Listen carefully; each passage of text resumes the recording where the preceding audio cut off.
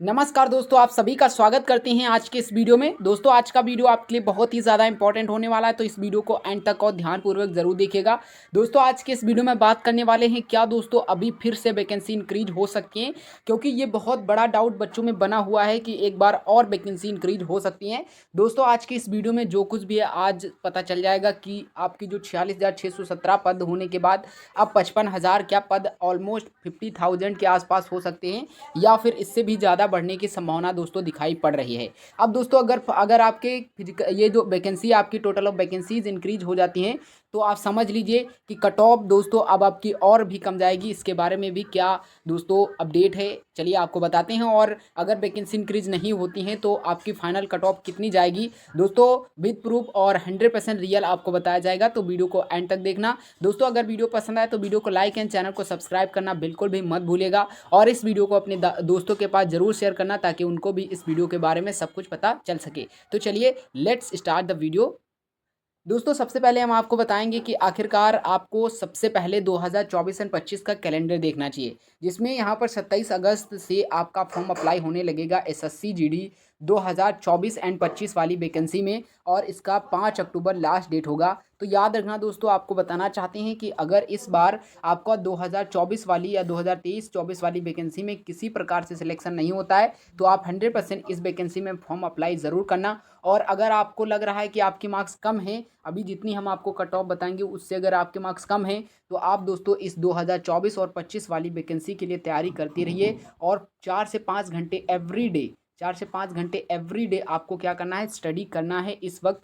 फिर दोस्तों अब जब आपका फिजिकल हो जाएगा, अगर आपके मार्क्स कम होते हैं तो आपको क्या करना है, इस वैकेंसी पर पूरा का पूरा फोकस कर देना है ताकि आप 2024 एंड 25 में अच्छा स्कोर कर पाओ और आपका सिलेक्शन हो सके। और दोस्तों junior Hindi translator, junior translator and senior Hindi translator examination 2024, इसका भी दोस्तों जो पेपर फर्स्ट है वो 2/8/2024 यानी कि 2 अगस्त से इसके भी फॉर्म अप्लाई होने लगेंगे, एंड क्लोजिंग डेट 25/8/2024, यानी कि आपको पता होना चाहिए कि 25 अक्टूबर को लास्ट डेट होने वाली है। अक्टूबर एंड नवंबर में इसका पेपर होगा, और जीडी का अगर बात करते हैं जनवरी एंड फरवरी 2025 में इसका पेपर होने वाला है। और दोस्तों एसएससी की तरफ से एक अपडेट, जुलाई एंड अगस्त में 3 भर्तियां निकालेगी एसएससी।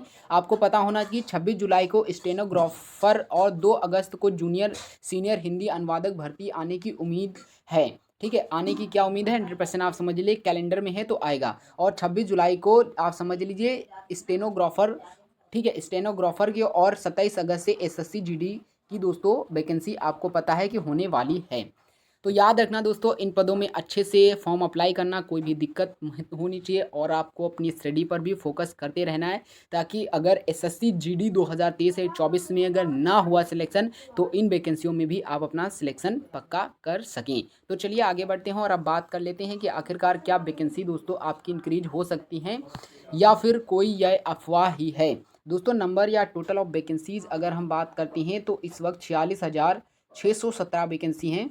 ठीक है, 46,617 वैकेंसी इस वक्त चल रही हैं, लेकिन उससे पहले कितनी थी, उससे पहले सब थी 26,146। यहाँ पर देखिए 26,146 पद हुए, 20,000 प्लस यहाँ पर दोस्तों पद इंक्रीज हुए। लेकिन अगर हम देखें, जब पहले आपको बताया जाता था कि नंबर ऑफ वैकेंसीज आपकी बढ़ेंगी, तब बहुत सारे बच्चे यकीन नहीं कर रहे थे, लेकिन जब बढ़ी तब बहुत सारे बच्चे यकीन करने लगे। और मुझे पता है इस वीडियो में भी उतना ज़्यादा रिस्पॉन्स बच्चे नहीं दिखाएंगे क्योंकि उनको लगता है कि ये भी एक फेक वीडियो है, लेकिन दोस्तों रियलिटी यही है। ओके, अब दोस्तों अगर देखा जाए तो 2018 में भी इसकी वैकेंसी निकली, ठीक है, 2015 में भी इसकी वैकेंसी निकली थी, 2021 में इसकी वैकेंसी निकली, 2022 में इसकी वैकेंसी निकली, ठीक है, 2023 में इसकी वैकेंसी निकली। अब दोस्तों 2024 का नोटिफिकेशन आ चुका है, 2024 एंड 25 का। ये वैकेंसी जो आपकी चल रही है 2023 की है। तो समझिए लगातार अगर आप देखें यहाँ पर इस वैकेंसी में सिर्फ गैप हो गया, क्यों हो गया, कोविड-19 की वजह से। ठीक है, कोविड-19 की वजह से यहाँ पर डिले हुआ था इन वैकेंसियों में।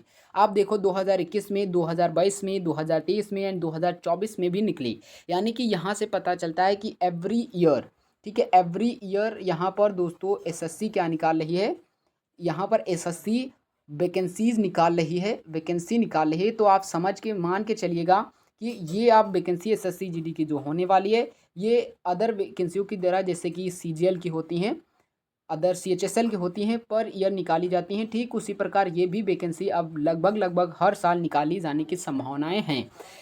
तब भी दोस्तों ऐसा लगता है कि जब हर साल वैकेंसी निकालती हैं तब भी वैकेंसी इंक्रीज क्यों हो जाती हैं? तो दोस्तों पोस्टें बहुत सारी खाली पड़ी हुई हैं।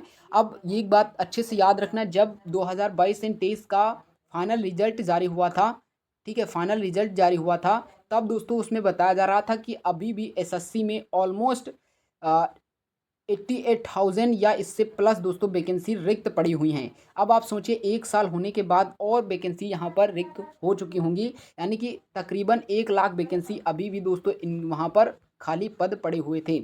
और उसमें से दोस्तों सिर्फ और सिर्फ 46,617 पद निकाले गए हैं, यानी कि अभी भी देखा जाए तो 54,000 प्लस वॉरियर्स पोस्ट यानी कि अलग अलग पोस्टों में खाली पड़े हुए हैं।